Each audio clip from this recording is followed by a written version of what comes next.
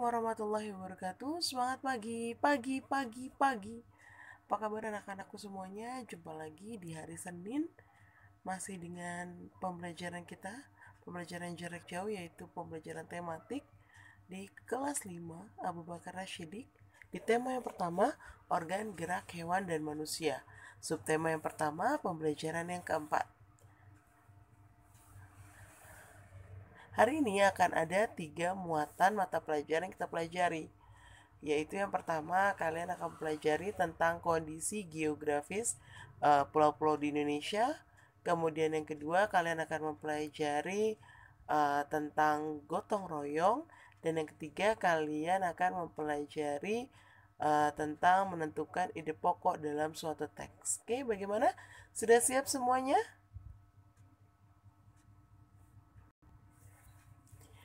Pertama-tama kita akan mempelajari tentang kondisi geografis di Indonesia. Kalau kemarin kalian sudah mempelajari tentang kondisi geografis Indonesia, sudah hafal ya tepuknya ya. Kita diapit oleh 2 benua dan 2 samudra. Benua apa saja? Benua Asia dan Australia. Kemudian ada 2 samudra. Samudra apa? Samudra Pasifik dan Hindia. Oke, bagian jawab di rumah kalian hebat. Ya, Ibu akan membahas mengenai kondisi geografis Indonesia. Ibu akan membahas sekilas tentang batas-batas wilayah pulau-pulau yang ada di Indonesia dan juga keadaan alamnya. Keadaan alam yang kita bahas saat ini adalah keadaan alam berupa bentuk permukaan buminya. Jadi ada danau, ada sungai, ada selat, dan lain sebagainya. Nah, kita mulai ya dari pulau yang menempati posisi paling barat di Indonesia, yaitu Pulau Sumatera. Coba ada yang bisa sebutkan nggak salah satu provinsi yang ada di Pulau Sumatera? Wah, pasti itu yang orang Sumatera yang kampungnya di wilayah Pulau Sumatera udah teriak-teriak nih di rumah. Ini bu, ini bu, ini bu. Ya, oke ya. Jadi di Pulau Sumatera ada Provinsi Nangro Aceh Darussalam, ada Sumatera Barat, kemudian ada Sumatera Utara, Sumatera Selatan, ada Jambi, ada Lampung, dan sebagainya. Banyak ya, nanti kalian bisa lihat di peta ataupun di atlas yang kalian punya di rumah. Oke, kita lihat. Kemudian batas wilayahnya kalian bisa baca di sini. Atau nanti kalau misalkan kalian masih kurang jelas atau terlalu cepat, kalian bisa ulang lagi ya. Bisa baca buku-buku penanya. Nah, yang perlu disoroti di sini adalah ada batas wilayah yang berbatasan dengan negara tetangga kita, yaitu Malaysia dan Thailand. Itu adalah batas wilayah di sebelah utara. Nah, kalau keadaan alamnya sendiri, ada selat, ada danau, ada sungai ya. Jadi yang disebutkan di sini contohnya ada Selat Malaka, ada Danau Toba di Sumatera Utara, kemudian ada Sungai Musi. Sungai Musi ada di mana ya? Di Palembang, ada di Sumatera Selatan. Kemudian ada Gunung Kerinci di Sumatera Barat dan ada Gunung Leser di Nangro Aceh Darussalam. Oke ya, itu adalah sekilas tentang Pulau Sumatera. Kita lanjut ke wilayah pulau yang saat ini kita diami atau kita tempati, yaitu Pulau Jawa. Nah, di Pulau Jawa ini tidak ada yang berbatasan dengan negara lain karena di posisi selatannya ada Samudra Hindia.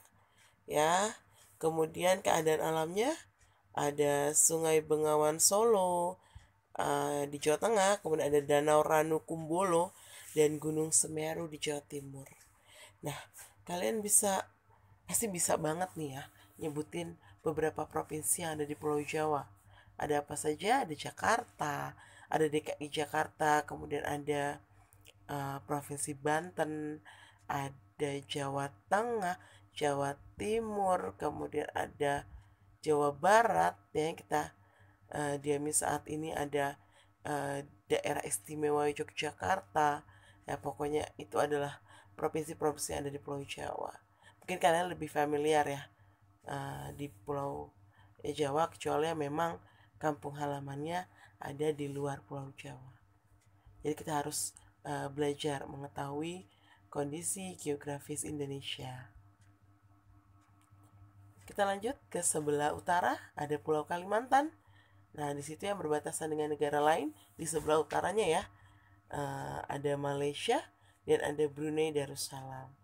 Kemudian untuk keadaan alamnya ada Sungai Kapuas, ada Danau Bangkau, ada Gunung Raya, dan ada Gunung Kinabalu. Sungai Kapuas ada di Kalimantan Barat kalau tidak salah.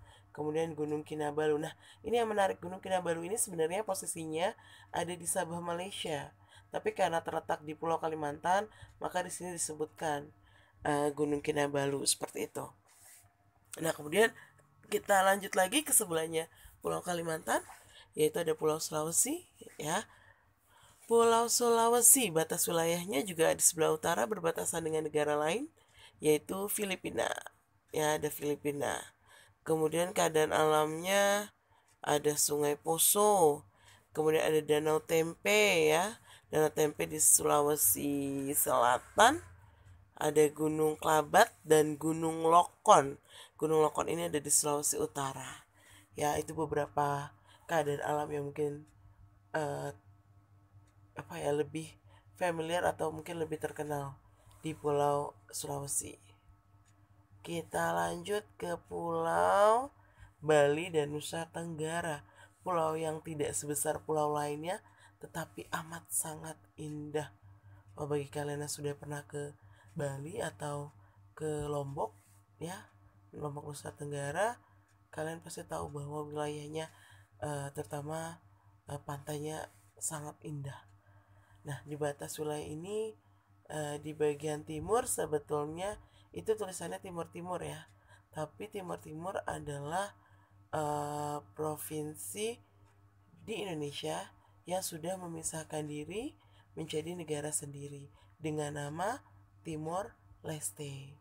Mungkin ada dari beberapa dari kalian yang sudah tahu ya. Itu dia keadaan alamnya. Ada Sungai Petanu, ada Danau Batur, bukan Danau Batur Depok Timur depan ya, Danau Batur dan Gunung Rinjani. Nah, kalau lautnya juga banyak yang terkenal, pantainya banyak yang terkenal juga ya. Ada pantai Kuta, ada pantai Sanur, pantai Pandawa, banyak ya yang terkenal ya. Kemudian ada Gunung Agung juga. Nah, kita berlanjut lagi ke pulau paling timur Indonesia, yaitu Papua.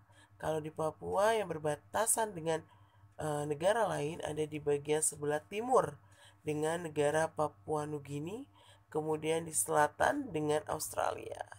Keadaan alamnya ada Sungai Memberamo, kemudian ada Danau Sentani dan Gunung Jayawijaya. Nah, gunung yang paling tinggi, puncak gunung tertinggi di Indonesia ada di Pulau Papua ini, yaitu Puncak Jaya, di mana di puncaknya terdapat salju abadi. Nah, itu ada di barisan pegunungan Sudirman di Pulau Papua. Oke, nah itu sekilas tentang letak geografis, batas wilayah, dan beberapa keadaan alam atau kenampakan alam yang ada di pulau-pulau di Indonesia. Seperti itu. Oke, bagaimana anak-anak bisa mengulang kembali nanti ya, baik di video ini maupun di buku bupenanya. Kita lanjut. Nah, karena Indonesia luas sekali ya, luas sekali, dan mungkin saja orang yang asli dari Sumatera tinggal di Pulau Jawa, atau orang yang ada di Pulau Jawa tinggal di Kalimantan dan sebaliknya. Maka dari itu kita hidup dengan beragam budaya, beragam suku, beragam agama, dan sebagainya. Nah, oleh karena itu dalam sila Pancasila, salah satunya nilai-nilai yang bisa kita terapkan dalam kehidupan sehari-hari adalah kita harus saling bekerja sama, karena kita tidak bisa hidup sendirian ya. Kita bekerja sama dalam dalam melakukan banyak hal sehari-hari ya, terutama yang positif. Jadi kerjasamanya bukan dalam hal negatif, kerjasamanya dalam hal positif.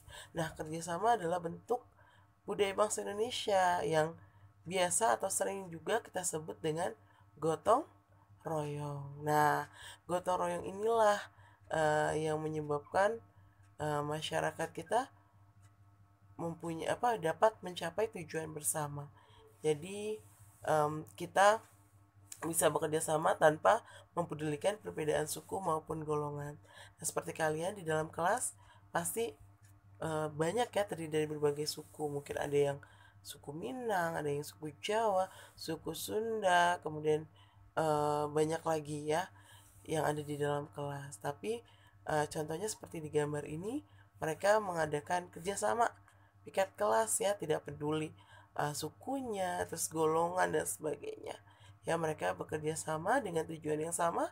Tujuannya apa? Membuat kelasnya menjadi bersih ya, sehingga pekerjaannya menjadi lebih ringan dan cepat selesai seperti itu. Nah, nanti kalian lihat ya film, nanti kalian tonton film nanti yang akan ibu berikan. Jadi itu juga tentang kerjasama.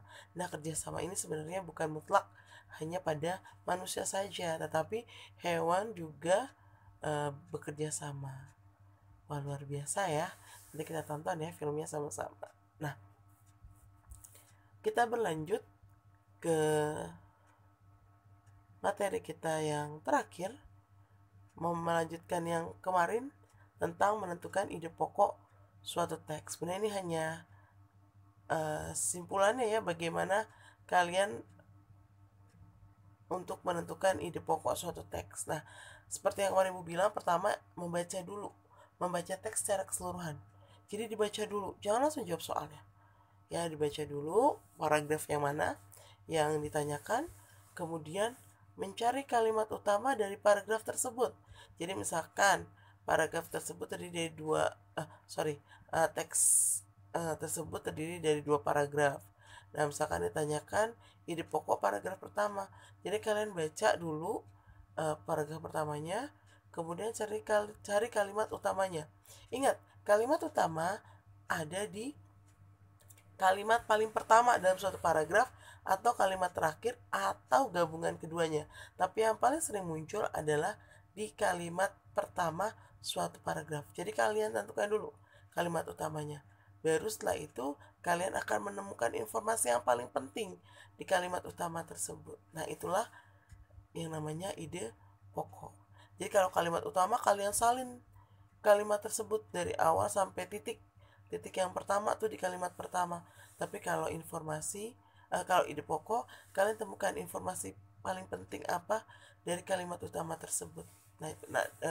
Itu yang dimaksud dengan ide pokok.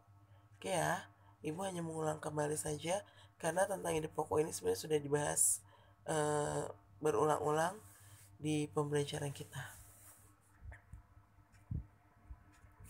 Nah, baik anak-anak, itulah materi tematik kita hari ini.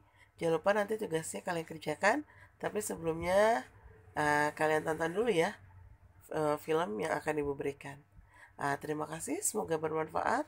Assalamualaikum warahmatullahi wabarakatuh.